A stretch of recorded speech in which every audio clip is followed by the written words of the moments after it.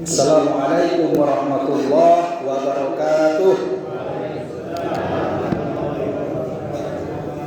Allahu akbar, Allahu akbar, Allahu akbar. Allahu akbar, Allahu akbar, Allahu akbar. Allahu akbar, Allahu akbar, Allahu akbar. Allahu akbar kabira walhamdulillahi katsira wa subhanallahi bukratan wa asila. Alhamdulillahi lil jalali wal ikram alladzi lil iman wal islam wa akramana bi syari'ati nusukil haji ilal baitil haram. Asyhadu an la ilaha illallah wa asyhadu anna sayyidana Muhammadan abduhu wa rasuluh. Allahumma shalli ala Muhammad wa ala ali sayyidina Muhammad. Fa ya ayyuhal hadirun rahimakumullah, ittaqullah haqqa tuqatih wa la tamutunna illa wa antum muslimun. Fa qala Allah ta'ala fil Qur'anil Karim, a'udzu billahi minasy syaithanir rajim. Ya abati fa'al ma tu'mar satajiduni insyaallahu minas sabirin. Shadaqallahul azim. Hadirin wal hadirat jamaah salat Idul Adha 1446 Hijriah, dan insyaallah kita sama-sama dimuliakan Allah Subhanahu wa taala. Tiada kata yang pantas dan terhias yang terlepas dari bibir seorang hamba yang serba terbatas selain untayan kata syukur atas nikmat dan karunia yang luas, sehingga tidak bisa ditulis di atas kertas. Sebagai seorang hamba, marilah kita senantiasa meningkatkan ketakwaan kita kepada Allah Subhanahu wa taala, dan kita banyak-banyak mengucap syukur pada Allah Subhanahu wa taala. Bersyukur kita pada hari ini, hari 10 Syawal, kita bisa berkumpul di mushola ini, Mushola Darul Yakin, dalam rangka melaksanakan ibadah sholat sunnah Idul Adha 1446 Hijriah. Mudah-mudahan apa yang kita kerjakan di pagi hari ini mendapat rahmat dari Allah Subhanahu wa taala. Hadirin wal hadirat jemaah Idul Adha rahimakumullah. Salawat dan salam tak lupa pula kita curahkan, kita haturkan kepada Nabi dan Rasul sejati, pembawa risalah yang penuh bukti, pengikis kehidupan yang tak pasti, pembawa syafaat di hari kiamat nanti. Dialah baginda Rasulullah Muhammad sallallahu alaihi wasallam. Allahu akbar, Allahu akbar, Allahu akbar, walillahil hamd. Melalui mimbar yang sangat singkat ini, khotib mengajak kepada diri khotib pribadi dan juga kepada hadirin wal hadirat sekalian. Marilah kita tundukkan kepala dan jiwa kita di hadapan Allah Subhanahu wa taala. Kita buang jauh-jauh sifat kesombongan yang dapat menjauhkan kita dari rahmat Allah Subhanahu wa taala. Sebab apapun kebesaran yang kita sandang, baik berupa pangkat, jabatan, kedudukan, itu semuanya kecil di hadapan Allah Subhanahu wa taala. Betapa gagah dan perkasanya kita masih lemah di hadapan Allah yang Maha Kuat lagi Maha segalanya. Allahu akbar, Allahu akbar, Allahu akbar, walillahil hamd. Ma'asyiral hadirin wal hadirat jamaah Idul Adha rahimakumullah. Setiap kali Idul Adha datang, umat Islam di seluruh dunia keadaannya berbeda-beda. Di sebagian tempat ada saudara kita umat Islam dalam keadaan sulit, tertindas, teraniaya, tertekan, bahkan tidak sedikit yang terusir dari kampung halaman ataupun tanah kelahirannya. Selain mereka untuk bertahan hidup dalam menegakkan agama Allah, seperti saudara-saudara kita yang berada di Palestina. Ma'asyiral hadirin rahimakumullah, sementara kita yang hidup di Indonesia ini, tinggal di Palembang ini, sedang mendapat angin baik, kesempatan untuk membina diri agar kita menjadi manusia insan yang bertakwa, terbuka lebar dan leluasa. Allahu akbar, Allahu akbar, walillahil hamd. Allah Subhanahu wa taala berfirman, a'udzubillahi minasyaitonir rajim, wa kadzalika ja'alnakum ummatan wasatan litakunu syuhada'a 'alan nas. Artinya, demikian pula kami jadikan kamu umat pertengahan untuk menjadi tauladan di tengah-tengah umat manusia. Allahu akbar, Allahu akbar, Allahu akbar, walillahil hamd. Ma'asyiral hadirin jemaah Idul Adha rahimakumullah. Saat ini keadaan dunia kita sedang tidak baik-baik, diguncang oleh sekelompok syaitan. Sementara kita sebagai manusia penghuninya banyak yang lupa kepada Allah Subhanahu wa taala dan lebih dikendalikan oleh pola pikir yang jauh dari norma-norma ilahiyah. Kendali ilahiyah lepas, manusia hidup terombang-ambing oleh arus popularitas zaman dan nafsu ingin menjadi sesama manusia. Dengan kata lain, manusia sudah memilih stabilisi syaitan. Allahu Akbar, walillahil hamd. Untuk menghadapi situasi yang demikian, tepatlah apa yang dicontohkan oleh Nabiullah Ibrahim alaihissalam beserta keluarganya dengan menolak ajakan syaitan dan tetap taat kepada Allah Subhanahu wa taala serta tetap menegakkan agama Allah. Allahu Akbar, walillahil hamd. Bersamaan dengan hari raya Idul Adha 10 Dzulhijjah, saudara-saudara kita umat Islam yang berdatangan dari berbagai pelosok dunia, mereka berkumpul di kota suci Mekah dan Madinah, di padang Arafah, di Muzdalifah, serta di Mina, melaksanakan ibadah haji rukun Islam yang kelima, seraya mengemakan kalimat talbiyah, labbaik Allahumma labbaik, labbaik la syarika lak labbaik, innal hamda wan ni'mata laka wal mulk la syarika lak. Allahu Akbar, walillahil hamd. Saudara kita umat Islam yang melaksanakan rangkaian ibadah haji, mereka melakukan dengan susah payah. Mereka tinggalkan pakaian kebesaran sehari-hari, diganti dengan 2 helai kain putih yang tidak berjahit atau lebih dikenal dengan kain ihram. Dengan pakaian itu mereka tawaf, mereka sa'i, berlari-lari kecil antara bukit Safa dan Marwah. Mereka melempar jumrah dan menyembelih hewan kurban, dan mereka melaksanakan wukuf sebagai inti dari puncak ibadah haji. Allahu Akbar, walillahil hamd. Mereka kerjakan dengan patuh dan taat karena hal itu adalah lambang untuk membuktikan kepada Allah Subhanahu wa taala akan kerinduan mereka kepada Allah Subhanahu wa taala. Hadirin wal hadirat jamaah Idul Adha rahimakumullah. Dengan penuh rasa haru, dilandasi keikhlasan yang tulus, sembari kenangan kita melayang jauh ke masa silam kepada peristiwa bersejarah yang telah dilukis dan dinukil oleh amal perbuatan manusia yang mulia, yaitu Nabiullah Ibrahim alaihissalam beserta keluarganya yang rela berkurban dan sabar menghadapi ujian dari Allah Subhanahu wa taala. Jika kita telusuri secara singkat prasejarah kurban, kita hanya menemukan bahwa tatkala Nabiullah Ibrahim ditugaskan oleh Allah Subhanahu wa taala untuk menyampaikan dakwah, beliau mendapat rintangan yang cukup hebat sehingga pada suatu ketika beliau terpaksa meninggalkan kampung halamannya, mengembara dari satu tempat ke tempat yang lain. Pada tiap-tiap tempat beliau selalu dipersoalkan. Walaupun jiwanya terancam, namun semangatnya untuk menegakkan agama Allah tidak pernah pudar. Di samping itu pula, kesetiaan yang ditunjukkan oleh istrinya yang bernama Siti Hajar senantiasa mengikutinya dalam segala situasi, baik suka maupun duka, menjadi teman tertawa dan kawan menangis Nabi Ibrahim alaihissalam. Allahu Akbar, walillahil hamd.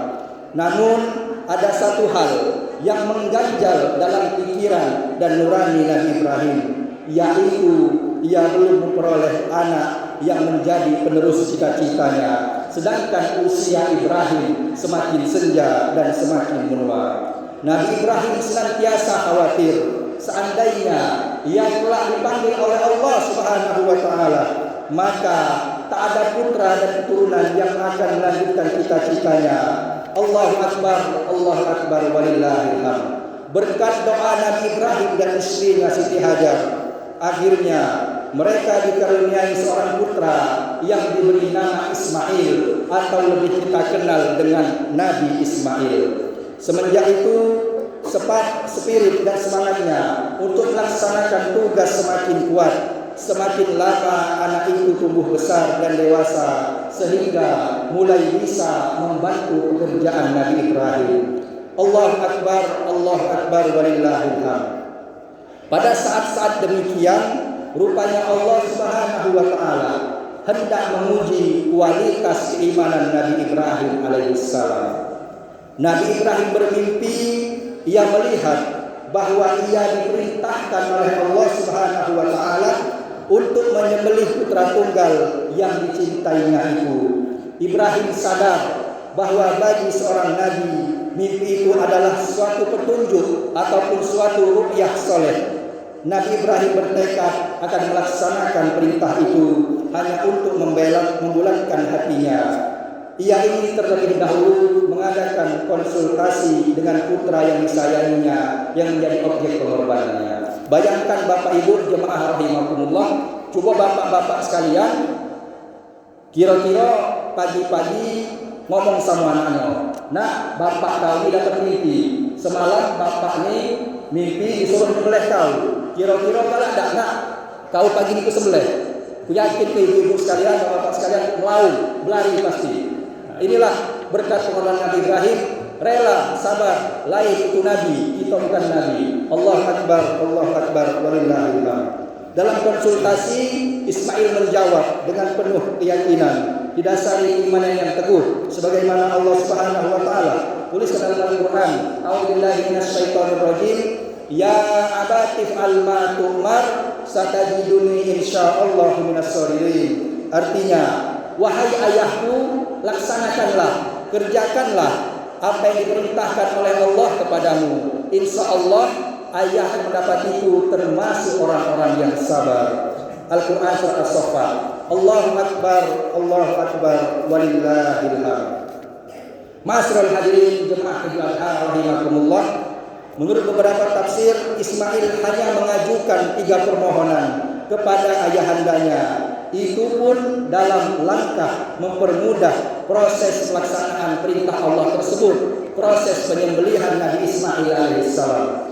Pertama, pesan Nabi Ibrahim, hendaknya pisau yang akan dipergunakan untuk penyembelihan Ismail diasah terlebih dahulu tajam-tajam supaya proses penyembelihan berjalan dengan lancar dan cepat. Kedua, hendaknya mukanya anaknya yang bernama Ismail ditutup dengan kain agar ia tidak bimbang ketika melaksanakannya. Ketiga, hendaklah baju yang dipakai oleh Ismail nanti, yang nantinya akan berlumuran darah, dikirimkan kepada ibundanya, akan tetapi pada saat itu ibundanya tidak hadir. Sedih ibu-ibu sekalian, jemaah sekalian, anak kita disembelih, kira-kira pasti sedih. Allahu Akbar, walillahil hamd. Ma'asyiral hadirin jemaah Idul Adha rahimakumullah, kesan atau iktibar yang dapat kita jadikan pelajaran ialah yang pertama, jenis sembelihan yang berupa hewan ternak. Artinya dengan matinya hewan ternak, kesombongan atas diri kita buang jauh-jauh. Ismail ibaratkan ialah egois kita, rasa angkuh kita, rasa sombong kita. Kita merasa paling hebat, kita merasa paling berpangkat, paling wah, paling gagah, paling kaya. Tidak ada yang kaya daripada kita. Padahal kekayaan kita itu ada yang lebih hebat lagi daripada kita. Kita buang jauh-jauh sifat kesombongan. Ma'asyiral hadirin rahimakumullah. Menyaksikan tragedi saat pelaksanaan penyembelihan yang tidak ada bandingnya dalam sejarah umat Islam, malaikat Jibril menyaksikan keduanya langsung turun dari langit ke bumi melihat keadaan situasi tersebut dengan membawa seekor kambing kibas ataupun kambing besar. Kagumlah malaikat Jibril, seraya terlontar darinya suatu ungkapan, Allahu Akbar, Allahu Akbar, Allahu Akbar. Lanjut disambut dengan Nabi Ibrahim, La ilaha illallah, Wallahu Akbar. Kemudian disambut lagi oleh Nabi Ismail, Allahu Akbar, walillahil hamd. Ma'asyiral hadirin jemaah Idul Adha rahimakumullah. Kesan iktibar selanjutnya, hendaklah kita sebagai orang tua mempunyai upaya kuat membentuk pribadi anak yang agamis, anak yang tetap taat kepada perintah-perintah Allah Subhanahu wa taala. Masrul hadirin rahimakumullah. Kadang kita di sini mikir, dak nyekolah ke anak kita di sekolah agama. Ai mahalnya sekolah sana, ai mahalnya bayaran di sana. Padahal agama tadi adalah fondasi untuk anak-anak kita. Masrul hadirin rahimakumullah. Kita jadi ke anak-anak kita ini biar tahu dia sekolah agama, kita didik dia sekolah agama untuk kita inilah kaget. Sedih masrul hadirin rahimakumullah, anak-anak kita tidak taat kepada kita, tidak ingat perjuangan pengorbanan kita. Apalagi sekarang masrul hadirin, boleh lihat pergaulan anak-anak kita sekarang. Sibuk dengan apa? Dengan HP Android, main game. Naudzubillah subhanallah, lebih-lebih main judi slot. Itulah pergaulan. Naudzubillah subhanallah. Ada anak disuruh mamanya ke warung, tolong dulu nak beli ke emak kau 5 saku. Apa jawab anaknya tadi? Kaget dulu mak, anak kau lagi gaming, main game. Kaget dulu, melawan. Ayo mama ini segalanya disebut tu. Naudzubillah subhanallah. Kita mendidik anak kita masrul hadirin rahimakumullah. Mengapa biar menjadi anak yang agamis? Contoh Nabi Ismail tadi, tidak usah jauh-jauh. Kita nyekolah ke anak kita. Maaf ngomong di pesantren atau jauh-jauh. Cukup baik dengan pengawasan kita. Didik anak kita menjadi taat ibadah. Ingat masrul hadirin rahimakumullah, waktu kita dikaget kebujur kaku, mayat ini kaget kebujur kaku, bandang ini kaget kebujur kaku, terkapar selonjoran di depan rumah, sedih kita. Anak kita tadi hayal main HP, hayal main game, tidak mau ke kita, tidak usah jauh-jauh, nak jadi ke anak kita kiai, nak jadi ke kita ulama. Jadilah anak kita anak yang soleh. Waktu mayat kita terbujur kaku, anak kita lagi berdoa, ya Allah, ampunilah ya Allah dosa mak bapak aku. Ya Allah, ampunilah ya Allah segala dosa-dosa mak aku. Itu baik masrul hadirin rahimakumullah. Karena kita sedih masrul hadirin rahimakumullah. Di sini saya sebagai ketua RW masrul hadirin rahimakumullah, pada saat melihat anak-anak kita khususnya di kawasan Purworejo Subri ini sering kumpul di kuburan atau di kawasan itu, aku sering ribut. Tolong Pak, anak-anaknya diawasi. Tolong Pak, anak-anaknya ditegur. Itu katanya apa? Membangkang. Naudzubillah subhanallah. Itulah pengawasan kita masrul hadirin tentang mendidik anak kita menjadi anak-anak yang soleh. Akankah kita lupa di sini ada para sesepuh, para hadirin yang sudah tua? Seringkali pada saat kita melaksanakan sholat 5 waktu, akankah kita sering mengangkat tangan kita, memanjatkan doa kepada Allah Subhanahu wa taala? Allahumma ghfirli, ya Allah, ampunilah ya Allah dosa mak bapak aku. Itu jarang masrul hadirin rahimakumullah. Yang kita minta aku, ya Allah, tunjuk aku rezeki ya Allah. Ya Allah, tunjuk aku lokak banyak ya Allah. Ya Allah, tunjuk saya laki aku ya Allah. Ya Allah, tunjuk aku lokak ya Allah. Rezeki yang kita minta, kita kadang lupa doa mak bapak kita. Mak bapak kita sudah lama di kuburan di alam barzah. Lupa kadang kita masrul rahimakumullah doakan kedua orang tua kita. Inilah kita contoh rela pengorbanan Nabi Ibrahim dan Ismail ini mendidik pribadi anak yang agamis. Apalagi sekarang masrul hadirin rahimakumullah. Pada saat itu saya pernah pikir di Polda Sumatera Selatan melihat ada seorang ibu-ibu rela tega dijebloskan anaknya, diadukan oleh anaknya ke pengaduan Polda Sumsel. Emaknya berkursi roda, diantar uang bukan anaknya, dilapor ke punya anak betina 3 ekor. Apa salahnya? Dilapor ke olehnya emaknya ini tidak adil dalam bagi waris. Emaknya masih hidup, lah berebut harta waris, rebut, ngelapor ke emaknya lagi di penjara. Naudzubillah subhanallah. Dan lebih parah lagi masrul hadirin rahimakumullah. Di sini mungkin jemaah sekalian mempunyai media sosial, mempunyai HP Android, melihat kejadian-kejadian seorang anak tega membunuh bapak kandungnya, seorang anak tega membunuh ibu kandungnya dikarenakan dapur, judi online, judi slot, narkoba. Naudzubillah subhanallah. Kadang keluar dari mulut kita, aina ala kemajal kau ini, aina ala kajabal kau ini. Itu jangan asal hadirin rahimakumullah. Itu suatu doa untuk anak-anak kita. Doa baik. Nah, walaupun dia bandel sama kita, nah kau berdoa ke besok-besok kau kaget jadi imam musola Darul Yakin. Nah, besok-besok kaget kau bisa mimpin berjanji. Nah, besok-besok kaget kau jadi imam-imam muslimin. Itu doa terbaik untuk anak-anak kita. Ma'asyiral hadirin jemaah Idul Adha rahimakumullah. Terkait tentang ibadah kurban, naudzubillah summa naudzubillah, ada sebagian di antara kita ma'asyiral hadirin rahimakumullah mempunyai uang yang banyak, harta yang melimpah ruah, akan tetapi sulit untuk berkurban. Kembali ke hati pribadi masing-masing ma'asyiral hadirin rahimakumullah. Ada sebuah cerita ma'asyiral hadirin rahimakumullah, nama ceritanya kurban untuk emak. Mungkin ini sering share. Kejadian ini tahun kemarin. Asli di Palembang, ma'asyiral hadirin rahimakumullah. Seorang ibu-ibu tertegak, terjonor di depan uang yang lagi jual hewan kurban. Real ini. Kejadian di daerah Kemal Bardaun. Ada ibu-ibu tertegak, dilihat oleh penjual kurban tadi, penjual sapi kambing. Bu, pilihlah katanya. Bu, pilihlah. Ibu tadi ma'asyiral hadirin ngelihat kambing yang kecilnya, yang kurusnya. Boleh tanda tanya apakah itu? Berarti ibu kita tidak kasih duit. Buntu, ya. Pilihlah bu, pilihlah. Ay pak, aku nak milih mahal kambing ini pak. Dilihat malah ada kambing yang kecil. Bu, kalau pak kali ini berapa harganya pak? Bu, kali ini harganya 2 juta. Nah pak, aku ada duit 1 juta. Kata ibu tadi. Ibu tadi ma'asyiral hadirin rahimakumullah, yang biasa-biasa baik, bukan turun dari mobil Pajero, bukan turun dari mobil Avanza. Uang paruh bayar, baju biasa baik mesti jepit, tegak-tegak pengen beli kambing.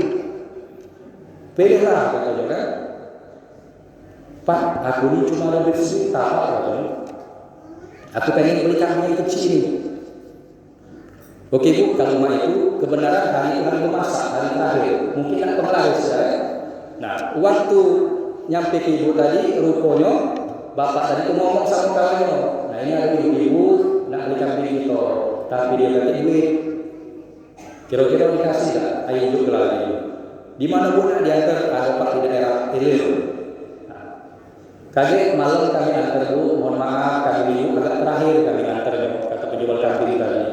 Minta alamatnya ibu lengkap, DP-nya kakek baik, terakhir baik bu. Pas nyampe ma'asyiral ibu malam lebaran, sampailah penjual kambing tadi bawa kambing tadi, tiba di rumah ibu tadi. Turunlah penjual kambing tadi bawa kambing yang untuk ibu tadi. Bersama ma'asyiral hadirin rahimakumullah. Bapak penjual kambing tadi sama kawannya tadi ngelihat rumah ibu tadi biasa-biasa baik dia. Tidak rumah gedong, tidak rumah tingkat, tidak berterek hartonya. Dakati apa terlihat asing 3 ikut 4 ikut di rumah tadi. Kelihatan tadi, Pak, masuk Pak, ini rumah aku. Masuklah penjual kambing tadi ma'asyiral hadirin rahimakumullah. Pas masuk tadi, berdesau lagi. Dakati apa-apa isi dalam rumah itu. Ibu tadi ngomong dari bapak tadi, Bu, kambingnya sudah ada di luar bu. Dilihatnya cuma ada ranjang yang buruk. Dalam ranjang tadi isi ibu-ibu yang tua reko, yang maaf ngomong nak laju bahasa tadi. Kurus kering, besar gantung, terbujur kaku itu. Dibangunin oleh anaknya tadi. Nak, mak, bangun mak, kambing pesanan mak sudah aku beli ke mak. Ma'asyiral hadirin rahimakumullah. Pada saat ibu itu bangun, alhamdulillah kambing yang ibu pengen sudah kau beli ke kata penjual, kata ibu tadi. Besok bawa benak ke masjid, kita antar benak ke masjid. Mungkin ini ibu ini tidak lama lagi nak, tapi ibu ini bertobat, mau kasih nak, kau sudah beli ke mak kau ni kambing. Pas nak berbayaran, bertanyalah tukang kambing tadi, mohon maaf bu, kata penjual kambing tadi. Ibu ni apa kali? Pak, gaya ini pak cuma tukang cuci gitu. Cuma tukang cuci. Dengarnya dari Mas hadirin rahimakumullah, nangis penjual kambing tadi, sedih. Bu, kalau mak itu tidak usah makin DP, kambing ini aku ikhlaskan untuk ibu. Dia malu Mas hadirin rahimakumullah. Cara aku dibayar penjual kambing tadi, banyak kambing aku, tapi aku lupa untuk korban ke mak bapak aku. Lupa aku nak berkorban. Sedih Pak. Kadang kita masalah hadirin rahimahumullah. Sedih. Duit kita banyak, harta kita melimpah ruah. HP sanggup. Beli HP iPhone 15 upgrade, HP 16 upgrade, Samsung Z Fold upgrade. Giliran kita beli kambing, nak beli kambing yang harga juta 200 sekarang berat. Naudzubillah, summa naudzubillah. Masyarul hadirin jemaah Idul Adha rahimakumullah, kita jadikan pelajaran dari cerita ini seorang anak yang rela ingat pengorbanan jasa ibu yang masih hidup, bersedekah untuk ibundanya. Suatu ketika baginda Rasulullah Shallallahu Alaihi Wasallam bersama para sahabat, ada sahabat mengadukan kepada baginda Rasulullah, ya Rasulullah, kedua orang tua itu sudah meninggal. Bagaimana aku akan menyedekahkan kepada kedua orang tuaku? Apa kata Rasulullah? Tafadhol wa sadaqahu 'alaiha. Silahkan sedekahkan untuk kedua orang tuamu. Jelas kata baginda Rasulullah SAW.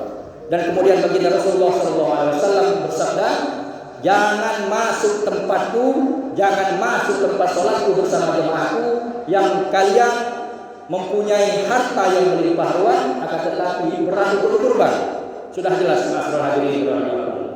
Jadi kita ambil pelajaran dari kisah ini, kisah kambing untuk emak ini, untuk menggugah hati kita, jiwa kita bersedekah. Tidak usah jauh-jauh masalah hadirin rahimakumullah. Kita ngomong ke perkara lain, kita ngomong ke urusan-urusan lain. Kita lihat dulu, dedek anak kita ini jadi anak yang soleh. Dedek anak kita ini jadi anak yang soleha. Doa kita di alam barzakh kaya. Boleh kita keras untuk anak kita, masalah hadirin rahimakumullah. Keras dalam artian untuk ketaatan kepada Allah Subhanahu wa taala. Sedih kita, masalah hadirin rahimakumullah. Di saat badan terbujur kaku, anak-anak tadi lupa dengan jasa-jasa kita, lupa dengan jasa pengorbanan kita. Kadang kita ribut dengan anak-anak tadi. Anak ini nakalnya, anak kita ini segala macam. Padahal kita dari masalah hadirin rahimakumullah, buat dia nakal, buat dia majal. Tega kita, rela kita. Budak masih di kelas 2 SD, 3 SD, diberi sepeda listrik. Bolak-balik keliling jalan, tumpur mobil, mati. Nah itulah masalah hadirin rahimakumullah. Tetaplah kita taat kepada perintah Allah, Rasulullah, dan kedua orang tua kita. Sedih masalah hadirin rahimakumullah. Dari kisah Ibrahim ini kita ambil pelajaran sabar dalam mendidik anak. Sabar menjadikan anak kita anak yang soleh dan soleha. Tidak usah jauh-jauh masalah hadirin rahimakumullah. Cukuplah badan kita terbujur kaku, tak henti-hentinya beberapa tahun kita sudah meninggal. Anak-anak kita tadi mendoakan kita, ya Allah ampunilah ya Allah dosa bapakku ya Allah. Ya Allah ampunilah ya Allah segala perkara dunia bapakku ya Allah. Itu baik masalah hadirin rahimakumullah. Tidak usah jauh-jauh kita jadi ke anak kita kiai. Tidak usah jauh-jauh. Jadikanlah anak kita anak yang soleh. Didik dia, ngaji ke dia, sekolah ke dia, sekolah agama. Ada punya cucu, dedek cucu kaget. Jadi hafiz Al-Quran. Aida keren, hafiz. Lembaga sekolah di high school segala macam. Hebat. Nah, tadi ada apa-apa ke high school tadi yang tolong kita kaget. Quran tadi masalah hadirin rahimahumullah. Cara kita didik dia tadi. Ada sebuah kisah. Pernah mungkin masalah hadirin rahimahumullah pada saat melaksanakan ibadah haji, kisah tabi'in yang bernama Uwais Al-Qarni. Seorang tabi'in. Apa itu tabi'in? Orang yang hidup pada zaman baginda Rasulullah SAW, akan tetapi tidak sempat bertemu dengan baginda Rasulullah, yaitu yang bernama Uwais Al-Qarni. Siapa Uwais Al-Qarni? Seorang pemuda yang biasa saja. Seorang pemuda yang hidup dalam keadaan miskin, mempunyai ibunya yang sudah tua renta.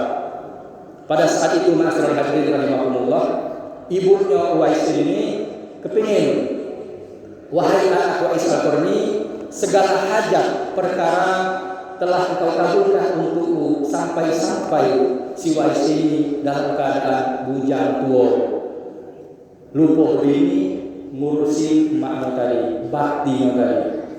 Wais Al-Qarni, wahai anakku, ibu ini ingin ibu berangkat haji. Mungkin dalam hidup ibu ini hidup terakhir bersamamu. Tolong segerakan Wais Al-Qarni, ibu ini berangkat haji. Masya Allah, asradillah, Wais mikir pada saat itu, ya Allah, aku pemuda miskin, aku mempunyai penyakit. Pada saat itu dalam riwayat, Wais ini mempunyai penyakit sopak ataupun keputih-putihan di muka. Mama ucap Wais Al-Qarni ini nak mewujudkan ibundanya tadi berangkat haji. Padahal Wais ini hidupnya tinggal di daerah Yaman. Pada saat itu belum ada pesawat, belum ada kendaraan, yang cuma ada onta. Di saat 8 bulan sebelum melaksanakan ibadah haji, Wais Al-Qarni ini mengiyakan permintaan ibundanya tadi. Dibelinya 1 ekor lembu, anak lembu, ataupun anak kambing yang kecil. Anak kambing kecil tadi dibuatkannya kandang di atas bukit. Setiap hari Wais Al-Qarni ini menggendong lembu tersebut naik turun bukit. Sampai bertanya ma'asyiral hadirin rahimakumullah, para rombongan sahabat, para rombongan tabi'in, Wais Al-Qarni, engkau ini pemuda yang gila. Apa kerjaan kau tiap hari membawa kambing tadi? Setiap hari itu naik bukit.